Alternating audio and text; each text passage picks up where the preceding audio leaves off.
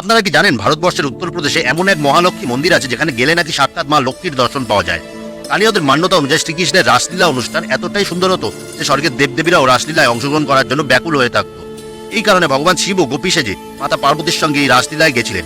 মা লক্ষ্মীরও ইচ্ছা হয়েছিল রাসলীলায় যাওয়ার জন্য, কিন্তু ললিতা নামের রাধারানীর এক সখী বৃন্দাবনের বেলবনে মা লক্ষ্মীকে আটকে দেন এবং বলেন মা লক্ষ্মী ঐশ্বর্যের দেবী এবং উনি রাসলীলা একবার দেখে নিলে ঐশ্বর্য ত্যাগ করে প্রেমের পথে হাঁটতে বাধ্য হবেন, এতে পৃথিবী ঐশ্বর্যহীন হয়ে পড়বে।